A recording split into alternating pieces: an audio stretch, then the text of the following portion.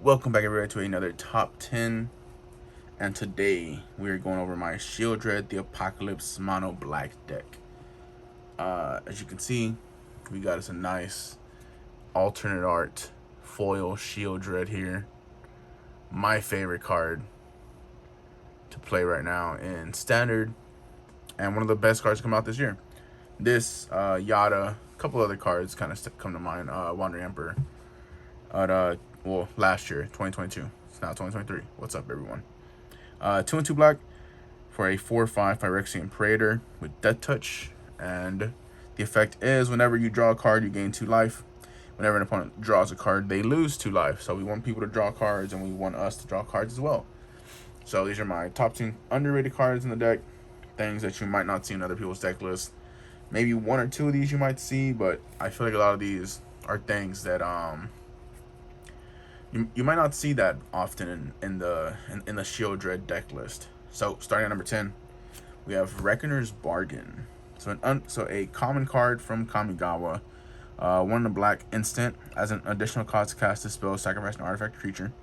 So in my Shelly deck, there's a lot of creature creation, token creation. You make a lot of zombies. You can sack those. So you gain life equal to the sacrifice permanent's mana value and then draw 2 cards.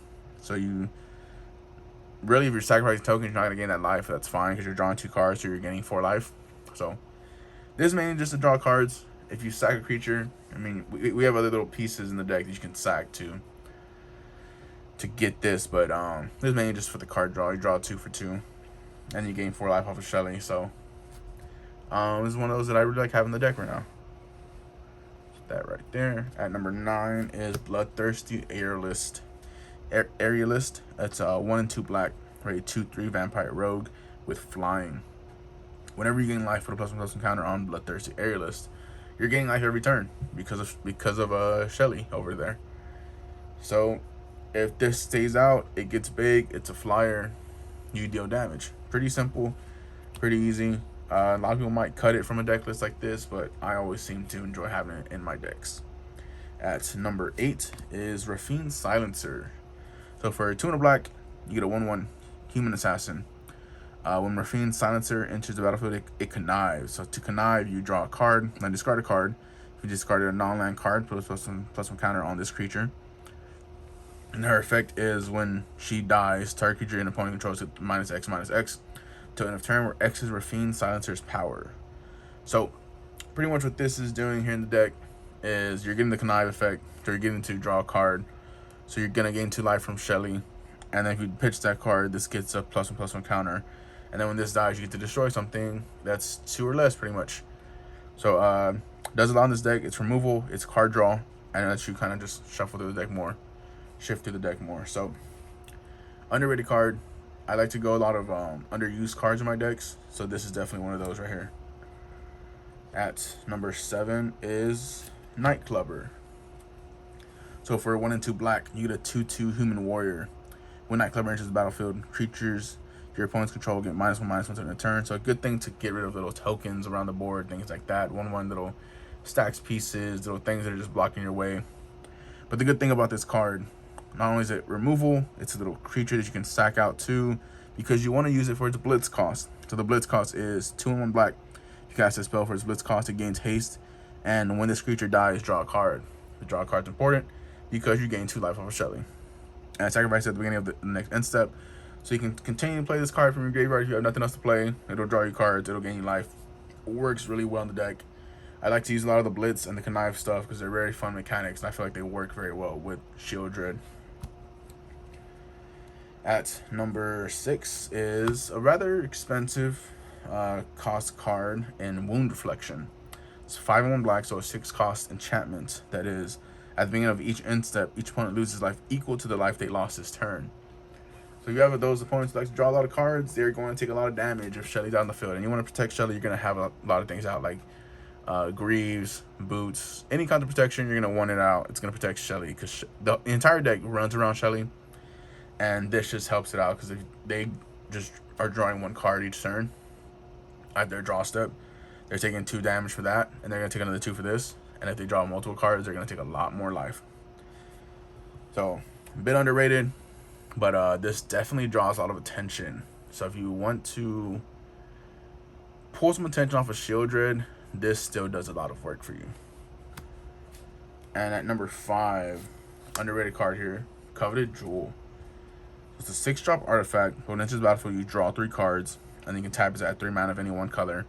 And whenever one or more creatures in opponent control attacks you and aren't blocked, that player draws 3 cards and gains control of Coveted Jewel. Untap it. So it's a 6-drop artifact that draws you 3 cards and can add 3 mana of any one color. So in a mono black, it's gonna add 3, just black.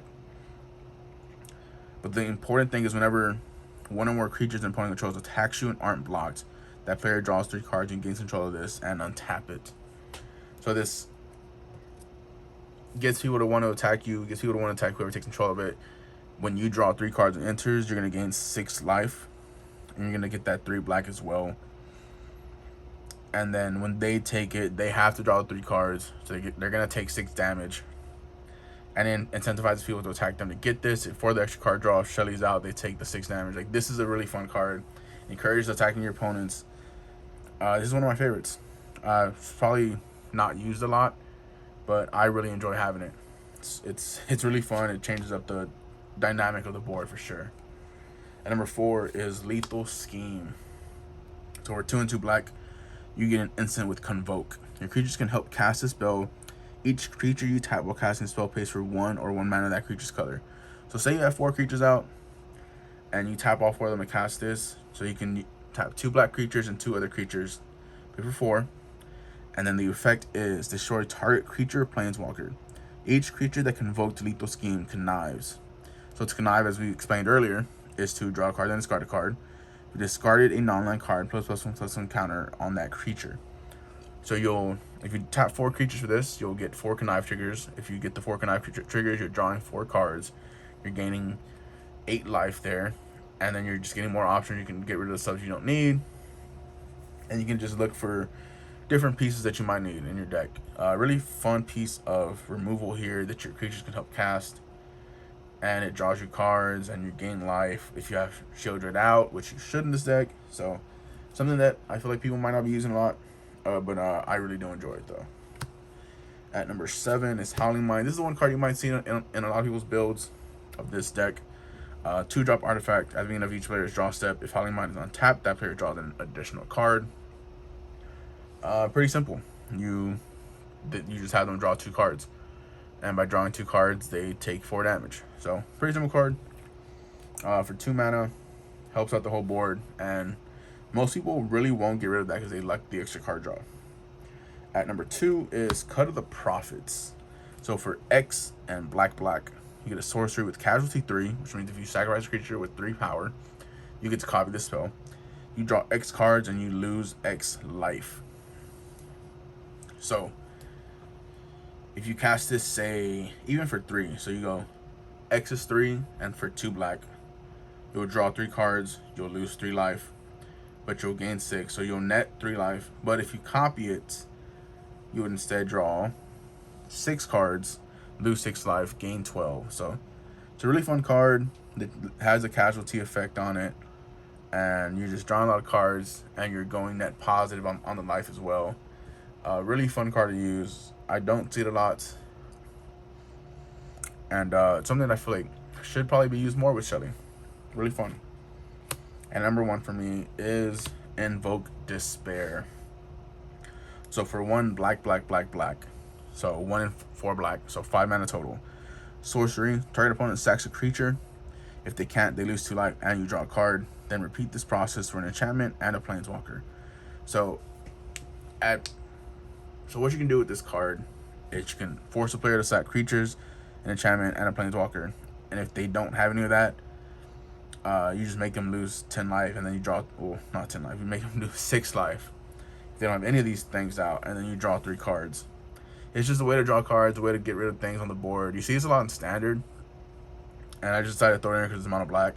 And surprisingly, it's worked when I've played it. You just kind of pick the guy the guy or girl who doesn't have a lot of resources out. You make them get rid of the things that they don't want to get rid of. And then, yeah, it just makes it a lot of fun. It just lets you draw cards, they lose life, and then you gain life. And with Shelly, this is a really fun deck to play with. So these are more underrated pieces that I feel like you probably won't see in a lot of Shelly decks online. But this is what's in my deck, and it makes it a lot of fun. So just going over it again. At number 1 is Invoke Despair. Number 2, Cut of the Prophets. Number 3, Howling Mine. Number 4, Lethal Scheme. Number 5, Coveted Jewel. Number 6, Wound Reflection. 7 is Night Clubber. 8, Raffine's Silencer. 9, Bloodthirsty Aerialist. And 10 is Reckoner's Bargain. Thank you for watching. Once again, this is my underrated cards to include in a Sheoldred the Apocalypse deck. Hope you enjoyed this one. We have more coming up soon. Make sure to like the video, subscribe if you aren't subscribed yet, and hit the share button. Make sure to share the video. Anyone who might enjoy Magic. Thank you for watching. Catch you in the next one.